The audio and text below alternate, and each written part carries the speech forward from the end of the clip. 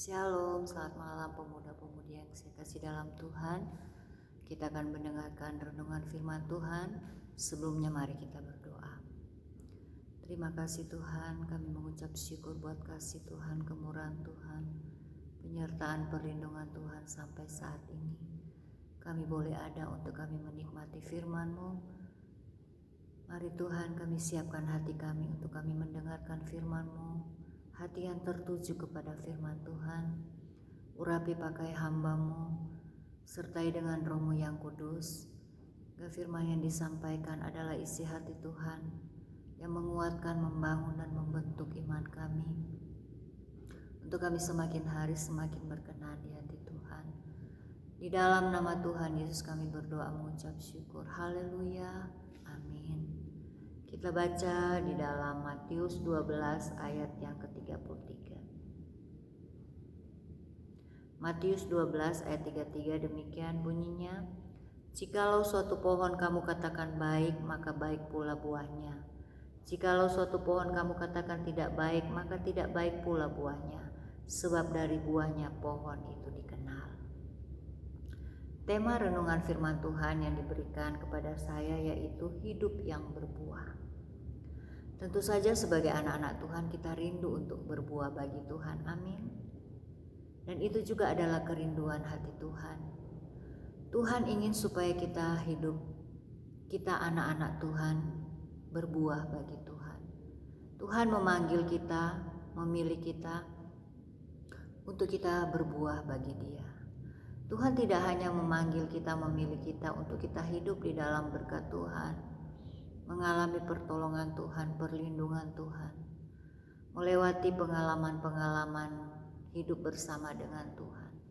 Di atas semuanya itu satu hal yang dituntut oleh Tuhan kepada kita, yaitu supaya kita berbuah bagi Tuhan. Hidup yang berbuah bagi Tuhan. Berarti kalau ada hidup yang berbuah, berarti ada hidup yang tidak berbuah. Sebagai anak-anak Tuhan, mari kita mau berbuah bagi Tuhan, sebagaimana yang Tuhan inginkan di dalam hidup kita. Kalau kita mendengar atau membaca kata buah yang terlintas dalam pikiran kita tentu adalah sesuatu yang menyenangkan. Kita membayangkan buah apa aja. Itu adalah sesuatu hal yang indah, yang sangat baik, sangat bagus, dan menyegarkan, menyenangkan kita. Demikian juga yang Tuhan inginkan di dalam hidup kita sebagai anak-anak-Nya. Tuhan ingin kita menghasilkan buah yang baik, buah yang manis, buah yang bagus, buah yang indah. Bukan buah yang kecut atau buah yang pahit, buah yang asam apalagi busuk. Tidak. Tuhan menginginkan kita untuk menghasilkan buah yang manis, buah yang baik, yang menyenangkan hati Tuhan. Sebagai seorang petani ketika dia menanam pohon, dia tentu akan mengharapkan buahnya. Dan tentu dia akan mengharapkan, menantikan buah yang berkualitas bagus, buah yang manis, buah yang menyenangkan. Demikian juga Tuhan. Dia mengharapkan kita untuk menghasilkan buah yang manis, buah yang baik di hadapan Tuhan. Dan kalau kita membaca berulang-ulang ayat ini, maksud ayat ini, hidup yang berbuah, kita akan menemukan bahwa buah yang dimaksud di dalam ayat ini adalah perkataan kita. Perkataan kita atau ucapan kita. Jadi ibarat tanaman, karena buah itu pasti berasal dari pohon. Tidak ada buah tanpa adanya pohon. Selalu buah itu berasal dari satu pohon. Nah, perkataan kita atau ucapan kita itu adalah buah. Dan hati kita adalah pohonnya. Sebagaimana buah berasal dari pohon, demikian juga perkataan, ucapan kita itu berasal dari hati.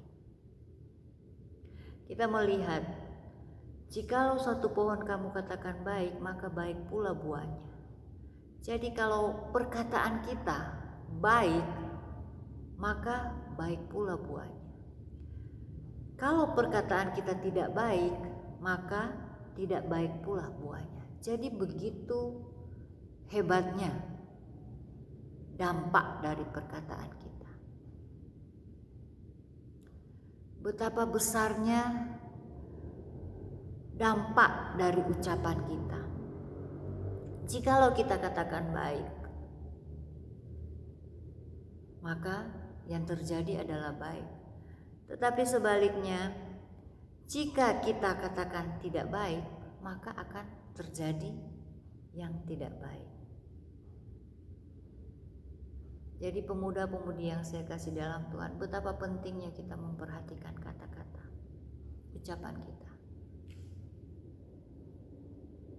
Perkataan kita adalah salah satu buah. Dan buah itu berasal dari hati kita. Apakah perkataan kita adalah perkataan yang baik? Buah yang kita hasilkan adalah buah yang baik? Atau perkataan kita adalah perkataan yang tidak baik, yang negatif? Buah yang tidak baik. Mari kita memperhatikan perkataan kita. Setiap ucapan yang keluar dari mulut kita itu adalah buah.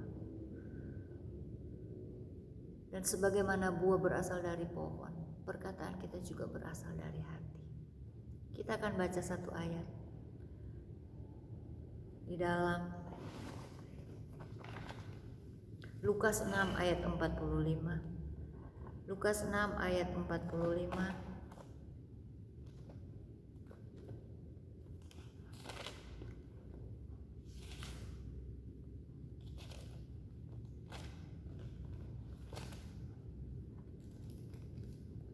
Demikian bunyi firman Tuhan, Lukas 6 ayat 45.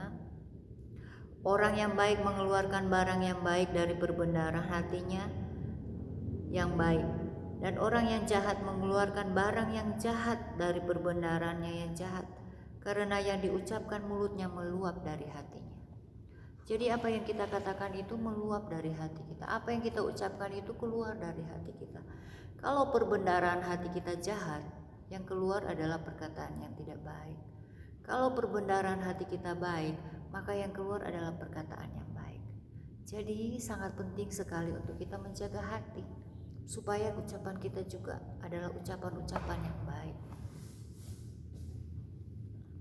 Kita akan baca juga di dalam Amsal pasal 4 ayatnya yang ke-23. Amsal pasal 4 ayatnya yang ke-23, demikian bunyinya, jagalah hatimu dengan segala kewaspadaan, karena dari situlah terpancar kehidupan. Karena setiap yang kita ucapkan berasal dari hati, maka kita harus menjaga hati kita dengan segala kewaspadaan. Di sini ditulis, jagalah hatimu dengan segala kewaspadaan. Jadi kita menjaga hati itu harus dengan segala kewaspadaan. Tidak hanya sekedar menjaga, tetapi menjaga dengan segala kewaspadaan. Artinya kita menjaga harus tenanan, harus benar-benar dijaga, harus dijaga dengan sungguh-sungguh. Karena apa? Dari situlah terpancar kehidupan. Jadi kalau isi hati kita adalah perkara-perkara yang jahat, ada yang tidak baik. Contohnya kalau hati kita dipenuhi dengan kemarahan, maka air muka kita, mimik muka kita akan mencerminkan apa yang ada dalam hati kita. Gerak-gerik kita, tindakan kita akan mencerminkan apa yang ada di dalam hati kita. Kalau hati kita diisi dengan hal-hal yang baik, hal-hal yang benar, hati kita senang, mimik muka kita juga akan mencerminkan apa yang ada dalam hati kita. Gerak-gerik kita, tindakan kita akan mencerminkan apa yang ada dalam hati kita. Karena itu terpancar keluar. Oleh sebab itu kita harus menjaga hati kita dengan segala kewaspadaan. Ayat sebelumnya tadi kita baca, meluap, apa yang keluar dari mulut kita itu meluap dari hati kita. Jadi kita harus menjaganya dengan segala kewaspadaan. Menjaganya dengan baik. Supaya apa yang keluar, buah yang keluar dari mulut kita adalah juga buah yang baik. Kita akan baca juga di dalam Kolose pasal 4 ayat yang ke-6. Di sana dituliskan, hendaklah kata-katamu penuh kasih dan jangan hambar, sehingga kamu tahu bagaimana kamu harus memberi jawab kepada setiap orang. Kita harus mengatur kata-kata kita. Di sini katakan, hendaklah kata-katamu adalah kata-kata yang penuh kasih, jangan hambar. Artinya kata-kata itu harus bermakna, harus berarti, harus penuh kasih. Nah, betapa pentingnya kita menjaga hati, karena dari situlah sumber yang akan memancar.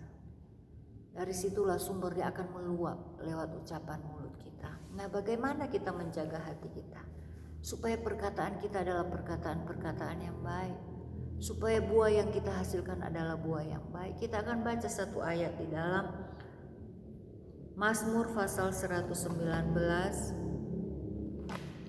Mazmur 119 ayatnya yang ke-11. Mazmur 119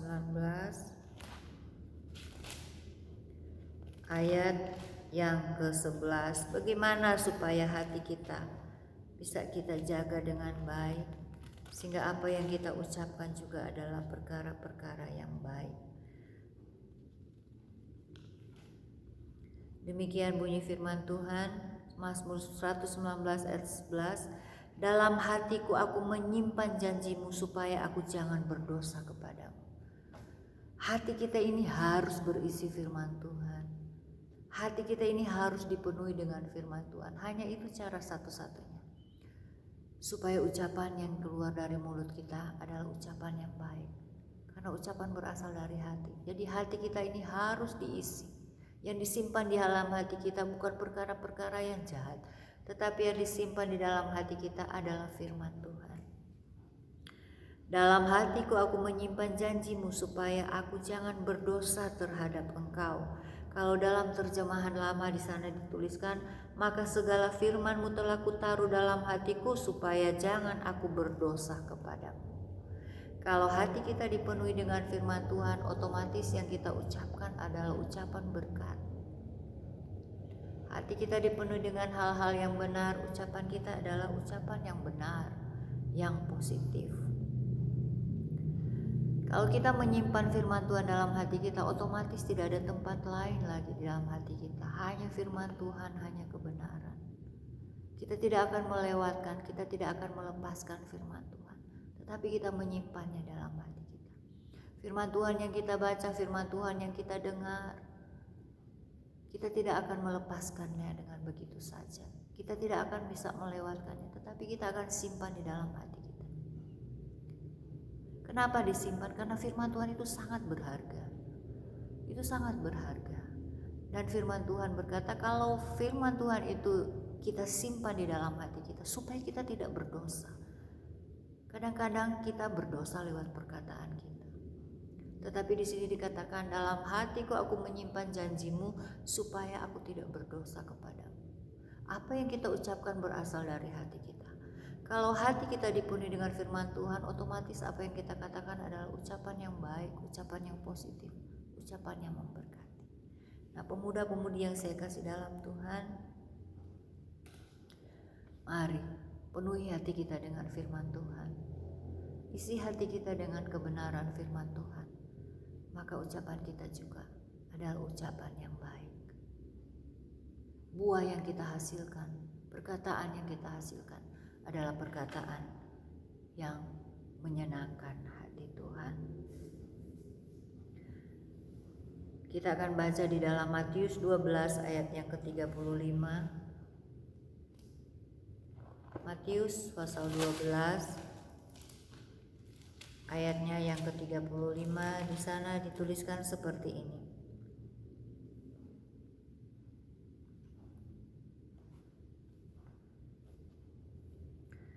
Matius 12 ayat 35. Tetap 35, orang yang baik mengeluarkan hal-hal yang baik dari perbendaharaannya yang baik, dan orang-orang yang jahat mengeluarkan hal-hal yang jahat dari perbendaharaannya yang jahat. 36. Tetapi aku berkata kepadamu, setiap kata sia-sia yang diucapkan orang harus dipertanggungjawabkannya pada hari penghakiman. Nah, Bapak pemuda-pemudi yang saya kasih dalam Tuhan, mengapa kita harus menjaga perkataan kita? Karena kita harus mempertanggungjawabkan setiap ucapan kita yang sia-sia. Itu ada konsekuensinya. Di sini dituliskan, setiap kata sia-sia yang diucapkan orang harus dipertanggungjawabkannya pada hari penghakiman. Setiap perkataan ucapan yang keluar dari mulut kita yang sia-sia itu akan kita pertanggungjawabkan. Kita mungkin sudah banyak omong dan kita tidak ingat.